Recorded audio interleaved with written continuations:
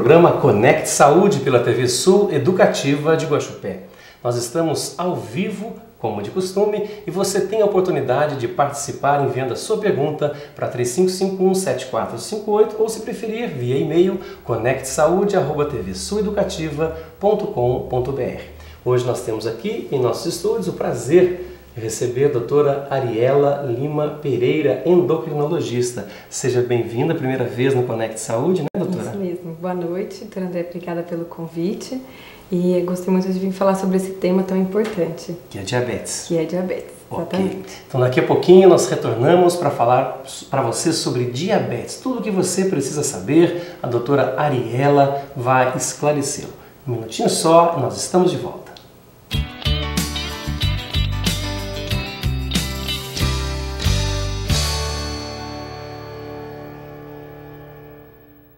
Você pode trabalhar, você pode brincar com seus filhos, pode viajar e até sonhar acordado. Mas o combustível para que tudo isso aconteça é a sua saúde, a maior riqueza de sua vida. Conecte Saúde. Esteja bem para uma vida saudável. Este espaço poderá ser preenchido por sua empresa, que precisa estar saudável em seu ramo de negócios.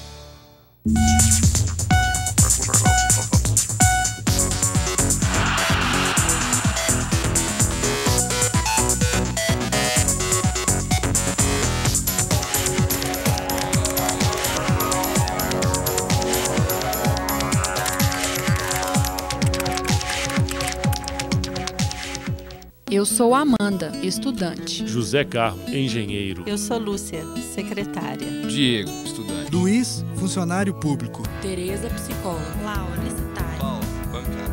Somos mesários voluntários. Você também pode construir a história do país. Seja mesário voluntário.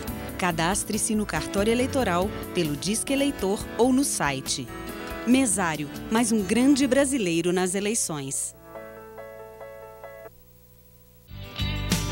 Você está assistindo Conecte Saúde, uma realização da Fundação TV Sul de Educação e Cultura. Dizem que em 2050, 80% da energia do planeta vai ser renovável.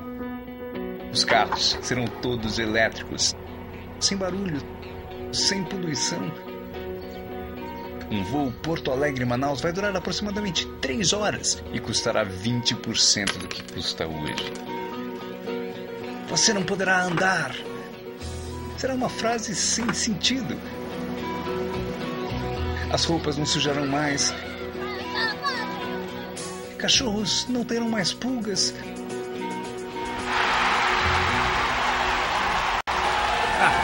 Ano de Copa. O futuro promete. Eu quero comer bem, eu quero me exercitar, quero ter saúde, eu quero chegar bem lá.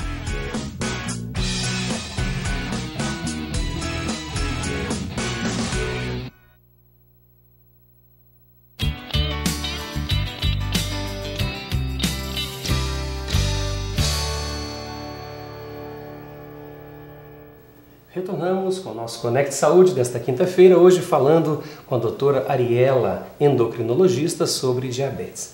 Doutora Ariela, já temos a primeira pergunta do Rômulo aqui de Guaxupé. Ele pergunta: qual a relação entre diabetes e perda de peso? Isto é verdadeiro? Tem alguma relação? Essa pergunta do Rômulo, doutora?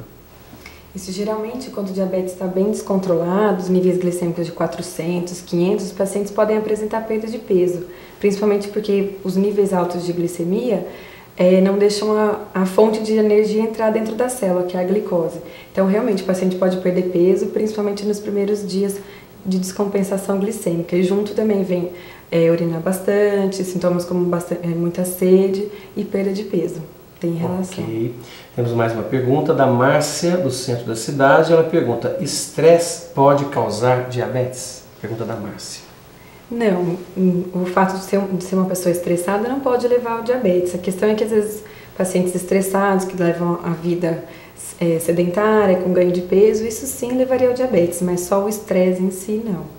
Vamos começar então, daqui a pouquinho já está chegando mais perguntas, né? Nossa audiência está muito boa, doutora Ariela. O que é o diabetes? Para que a gente possa começar a instruir o nosso telespectador.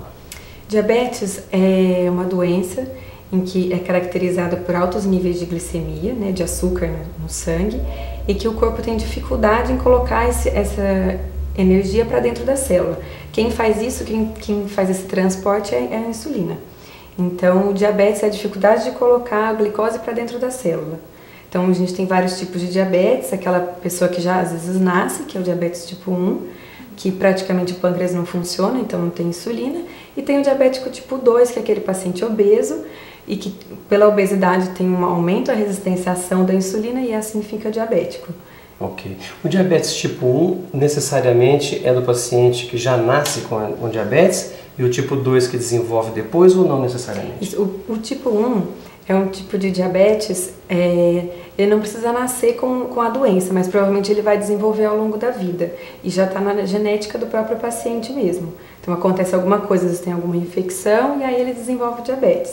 Esse seria o diabetes tipo 1, mas a pessoa já está pré-determinada a ter o diabetes. Já está lá na célulazinha, na parte genética. Na carga genética do paciente. Genética. Isso, exatamente. Diabetes é uma exclusividade de homens ou mulheres?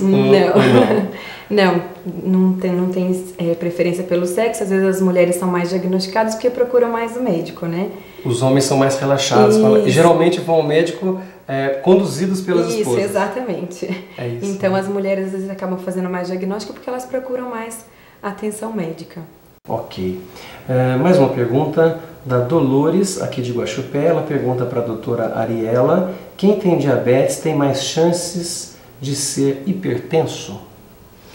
Ou é ao contrário? Não. Não. Também... Dona Dolores, quem tem diabetes e hipertensão geralmente são aqueles pacientes que são obesos. Então, sim, os pacientes diabéticos eles têm maior chance de ter hipertensão junto e essa doença deve ser tratada. Porque os pacientes diabéticos com hipertensão têm mais risco de ter infarto, de ter derrame. Ok. Mais uma pergunta. Daqui a pouquinho a gente vai entrar no nosso script, né? Nas perguntas que a doutora trouxe pra gente.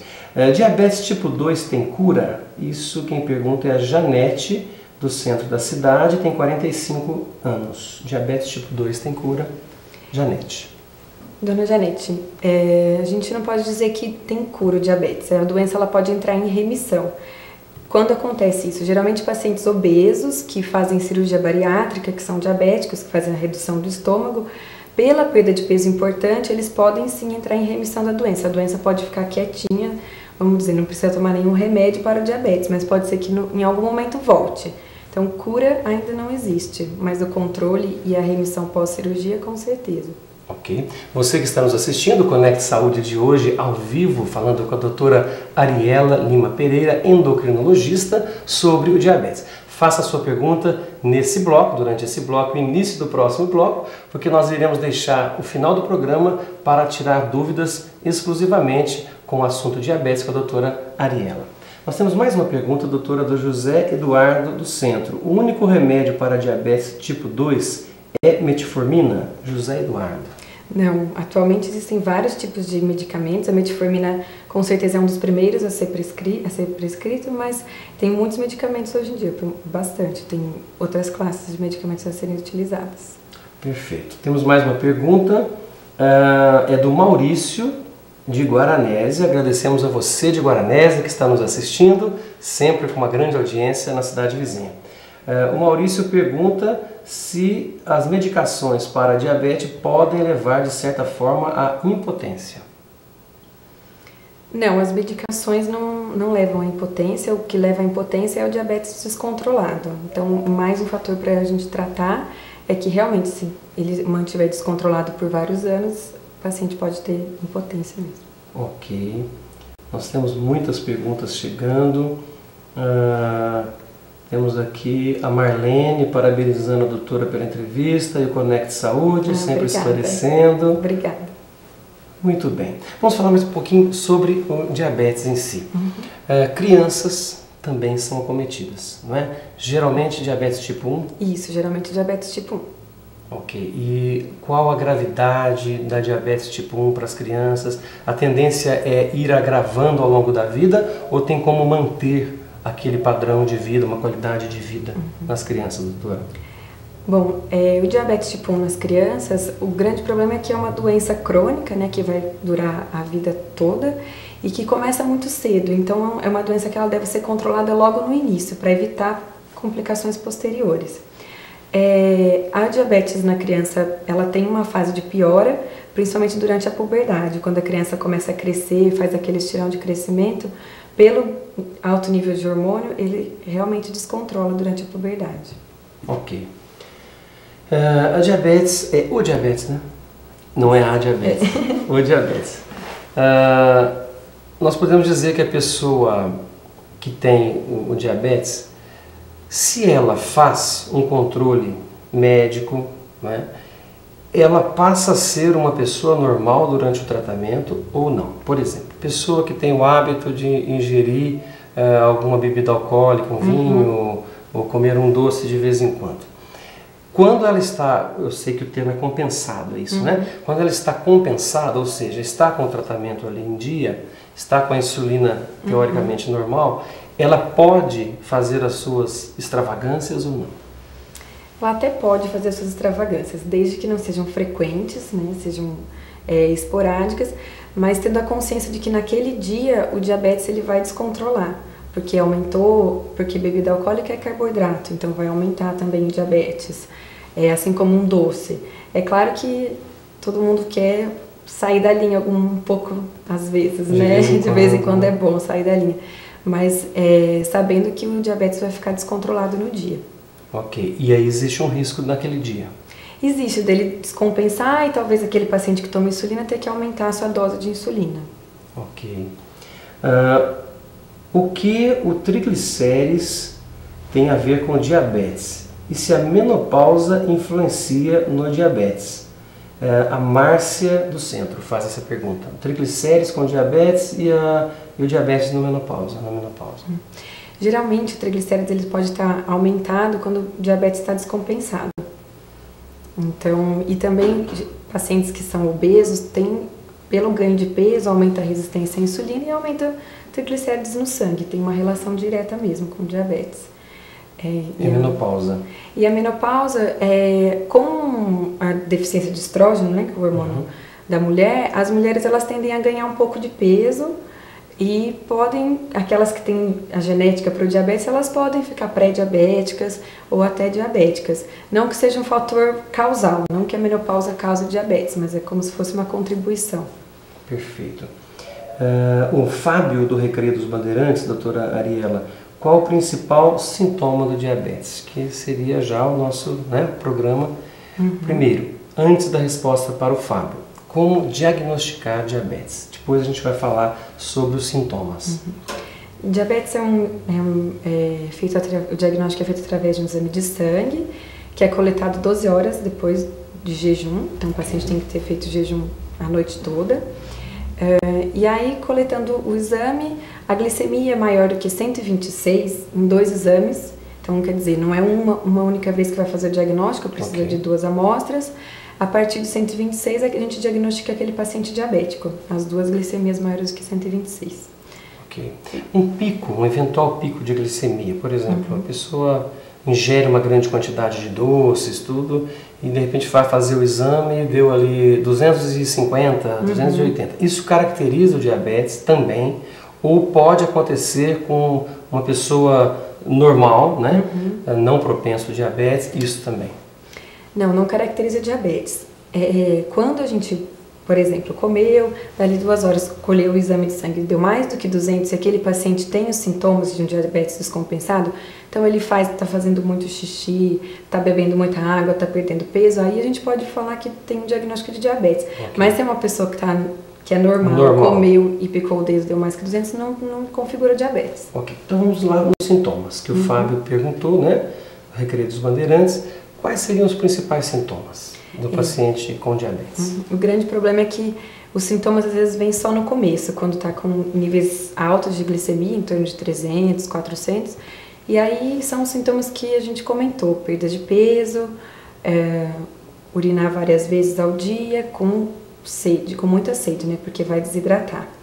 O grande problema é que às vezes quando compensa um pouco, os pacientes não sentem mais nada e vão sentir só quando o diabetes já deu muita complicação.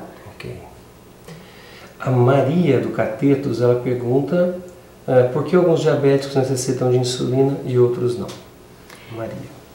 Dona Maria, alguns pacientes, eles ainda têm uma certa reserva pancreática, então tudo isso também vem junto com a carga genética. Aqueles pacientes que o pâncreas ainda funciona bem, então eles não precisam tomar insulina. A história do diabetes, a história natural e evolução, é que praticamente 50% dos pacientes vai precisar de insulina no futuro. Ok. Quais são os principais alvos do diabetes? Geralmente, os pacientes diabéticos teriam que acordar com a glicemia em torno de 70 a 120. Certo. Após as refeições, sempre 2 horas depois da refeição, nunca antes, porque antes vai estar alto mesmo, vai fazer um pico glicêmico. Sempre 2 horas depois, nós toleramos até em torno de 140 a 160. Esse é o limite. Isso. E um exame que a gente vê que é uma média de todos os outros de todas as outras glicemias, que é a hemoglobina glicosilada. Essa tem que estar menor do que 7. Esses são os nossos alvos. Como é que seria esse exame? As dosagens, como é que são feitas? O exame normal mesmo no laboratório, só fazer 12 horas de jejum e coletar o sangue, né, com o pedido do médico, e aí a gente já vai ver esse resultado. Os exames que todo paciente diabético tem que ter um aparelho em casa para medir sua glicemia. Né? Tem que ter, com certeza, principalmente se toma insulina. Então, tem sempre que picar o dedo para ver o quanto está antes das refeições, 2 horas depois, e esses são os alvos que a gente comentou. É interessante fazer essa com aferição. Certeza. Né? Muito bem, nós vamos fazer um pequeno intervalo, uma pequena pausa no nosso Conecte Saúde desta quinta-feira. Nós estamos conversando aqui com a doutora Ariela Lima Pereira, endocrinologista, sobre diabetes. Hoje o assunto é diabetes. Nós estamos aprendendo bastante, eu tenho certeza que você também que está em casa também está aprendendo bastante com a doutora Ariela. Nós retornamos em poucos minutos para o nosso último bloco.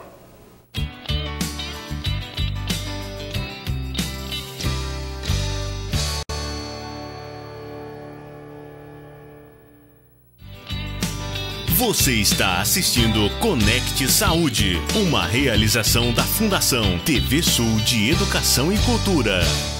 Todos juntos no combate à dengue. Você e a água não podem ficar parados. A dengue mata. Faça a sua parte. Não deixe água acumulada em pratos e vasos. Guarde os pneus em locais cobertos sem resíduos de água. Mantenha as caixas d'água, poços, latões e filtros bem fechados. Esvazie garrafas e coloque-as de cabeça para baixo. Lembre-se, qualquer recipiente ou local que acumule água pode ser criadouro do mosquito transmissor. Vamos acabar com a dengue.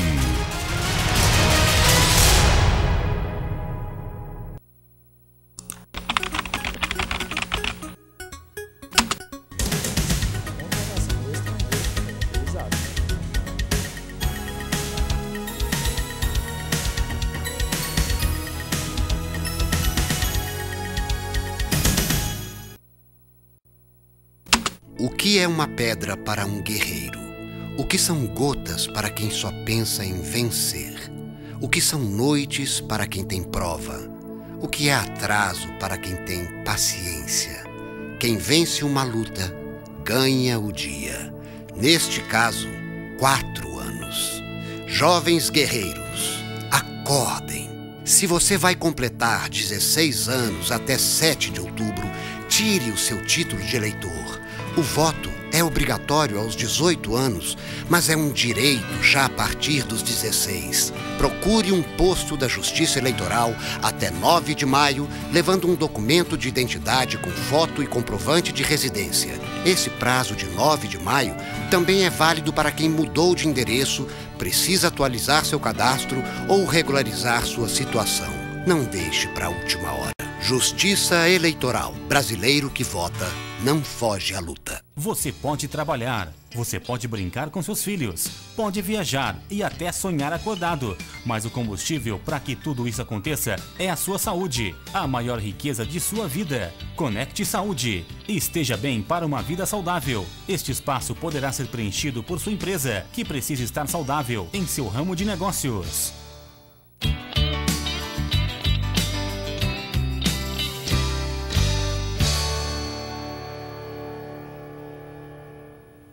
Voltamos para o nosso último bloco do Conecte Saúde desta quinta-feira, conversando com a doutora Ariela, endocrinologista. Doutora Ariela, temos uma pergunta aqui do Joaquim, uma pergunta curiosa. Ele diz aqui, pergunta se a insulina que é usada, ela vem do porco ou de algum outro animal. Joaquim. Antigamente a insulina ela era de origem bovina mesmo, mas atualmente são análogos de insulina feitos dentro do laboratório, então não vem mais de nenhum animal. Ok. Exercícios físicos ajudam no tratamento do diabetes? E pergunta qual o endereço do seu consultório. Se você vai dar ao final do programa, mas não estou vendo o nome aqui. Exercícios físicos ajudam no tratamento? Com certeza, principalmente para aqueles pacientes que precisam perder peso, o exercício físico ele ajuda a insulina a agir no corpo. Perfeito. O Luiz Carlos, de Guaranésia, existe transplante de pâncreas? Por que ele pergunta do pâncreas? Qual que é a relação do pâncreas com o diabetes? Então, o pâncreas ele é a glândula que produz a insulina, né? E é justamente esse hormônio que falta quando o paciente tem diabetes. Certo. Existe transplante de pâncreas, geralmente esse transplante é feito em pacientes jovens, aqueles diabéticos tipo 1, que geralmente são pacientes que já estão dialisando, então acabam fazendo seria transplante. Hemodiálise. Isso, hemodiálise. Então o transplante realizado é um transplante que a gente chama de transplante duplo, que é transplante rim e pâncreas ao mesmo tempo. Certo, bem complexo. Isso, é uma cirurgia muito grande, tem todas as suas indicações, com bastante complicação. Explica um pouquinho só para esclarecer, já que falou de diálise, o que é a diálise e quando que o paciente chega nesse nível? A hemodiálise é quando os rins entram em falência, então não tem mais nenhuma filtração, o paciente urina muito pouco, começa a ganhar muito líquido, reter líquido, e geralmente acontece, né, relacionando com o diabetes, aquele paciente que teve diabetes por um longo tempo descontrolado, e aí teve a lesão do rim e precisou de hemodiálise. Ok. Nós recebemos os parabéns pelo programa do José Geraldo do Centro. Muito obrigado, José Geraldo, por estar nos assistindo no programa de hoje. O Joaquim também do Centro, já acho que é o terceiro Joaquim, pergunta, qual a dieta ideal para o paciente com diabetes? Bom, esse é um tema bastante interessante, mas os pacientes diabéticos, eles têm que reduzir a quantidade, a ideal é uma dieta balanceada, sempre com uma orientação de uma nutricionista e com redução de carboidratos. Então o paciente ele deve evitar pão, macarrão, massa, sempre preferir alimentos integrais que tenham fibras, porque eles retardam a absorção de açúcar pelo intestino. Quer dizer que as fibras para o diabetes? Isso, é uma coisa bastante interessante. Ok. E as perguntas continuam chegando, vamos desenvolver também o nosso tema, né? Já estamos desenvolvendo de certa forma. Doutora Ariela, o grupo de risco, quais são os pacientes que mais propensos a ter diabetes? São principalmente aqueles pacientes que já têm uma herança, então pais, avós, irmãos diabéticos, e aquele paciente que tem aquele estilo de vida nada saudável, então que não vai à academia, que está obeso, acima do peso, um grupo que a gente sempre esquece, mas aquelas mulheres que ficaram diabéticas na gravidez, elas são um grupo de risco para ter diabetes no futuro também. Ok. João Paulo do Centro, parabéns pela entrevista. Puxa, doutora, audiência em pico. Muito bem. Nós falamos um pouquinho da dieta, né? Eu acredito que a maior dificuldade de um paciente que tem diabetes seria emagrecer a casa toda, né? Isso, porque eu imagino como que será toda a família se alimentando normalmente e o paciente diabetes tem essa dificuldade, né, doutora? Com certeza. A gente vê que geralmente aquele paciente que consegue fazer tudo é aquele paciente que a família fica envolvida no tratamento. Então, não necessariamente que a família não coma açúcar, mas aquela família que dá apoio para o paciente. Esse sim a gente vê que aderem bem ao tratamento. E geralmente também quando tem paciente obeso na casa, geralmente tem mais 2 a 3 pacientes obesos também, porque tem bastante erro alimentar. Tá, e o que a gente poderia colocar para o nosso telespectador com relação a detalhes que agravam o diabetes? Por exemplo, cigarro, peso, o que a gente poderia relacionar? Cigarro, com certeza, porque cigarro vai fazer aterosclerose, principalmente no coração. Entope os vasos. Entope os vasos, alto risco de ter infarto, então diabéticos, a mensagem é não fumar de forma alguma. O peso, com certeza, também é um fator. Aquele paciente que tem um colesterol alto, também vai colaborar para entupir os vasos. Acho que seria praticamente essas. Ok. Temos mais uma pergunta aqui, do Marco Antônio. Ele diz o seguinte: estou adorando a entrevista, no entanto, gosto de tomar a minha cervejinha. Quantas vezes por semana posso fazê-lo? Marco Antônio. Ele diz que não toma insulina, que toma medicamento, dá um nome aqui, dá um Nil e tal, né? Marco Antônio, a cervejinha dele, Zé Fini, cortou? A cervejinha dele todo dia não, mas assim, talvez nos fins de semana, mas com bastante cautela, principalmente por conta de descompensar o E tem diferença entre cerveja, vinho, refrigerante? Quanto mais alcoólico, mais carboidrato tem. Então, vodka, vinhos, geralmente bebidas mais alcoólicas, mais carboidrato vão trazer. Que a cerveja também é bastante calórica. A cerveja a gente acaba tomando mais do que o vinho, mais. A quantidade é maior, né? Isso, exatamente. Aí vem aquela barriguinha, né? Ah, tá ok. E tudo isso pode prejudicar. Pode. Né? Muito bem. Por que controlar? Nós estamos chegando nos 5 minutos finais do nosso programa, do nosso Conecte Saúde, e eu já aproveito para agradecer a sua presença, né? Nós sabemos pela quantidade de perguntas e pela apreciação de quem está nos assistindo que realmente a entrevista está sendo muito bem respondida, as perguntas, tudo, né? Por quê? Se a doutora fosse dar um conselho para o nosso telespectador, principalmente para quem tem diabetes, né? Por que controlar o diabetes? Bom, primeiro para não ter os sintomas que a gente já comentou, mas com certeza para evitar as complicações. Quais são as complicações do diabetes? Infarto, derrame, pode levar a retinopatia diabética, quer dizer, uma doença no olho. A doutora Andréia esteve falando aqui. Isso, exatamente, que pode levar a cegueira, inclusive. Okay. E além disso também hemodiálise, né? Todo paciente que é diabético tem risco de ter uma lesão renal. Doutora, pode falar mais, viu, sobre os conselhos, tá? Em casa. A grande mensagem é ter uma vida saudável, não fumar, tentar aderir ao tratamento da dieta, que acho que é o mais difícil, é sempre onde a gente tem o maior obstáculo. E sempre controlar o diabetes, aquele paciente preocupado, e saber, a pessoa tem que conhecer da própria doença. Né? Então tem que se preocupar em relação aos alvos, se está dentro do alvo, se está indo bem o tratamento, tomar as medicações corretamente, né? Saber o que toma e sempre, assim, o aparelho em casa é sempre fundamental também. Ter o aparelho em casa, principalmente porque todo paciente que toma remédio ou toma insulina tem risco do diabetes cair e passar mal, pode suar frio, ter tremor, até convulsão quando o diabetes chega muito baixo. Então, em casa sempre tem que ter alguém informado para saber como agir diante de uma situação dessa. Ok, temos mais uma pergunta, uma última, da Lourdes, da Vila Progresso. Ela diz aqui, olha, quem evita açúcares corre o risco de ter diabetes?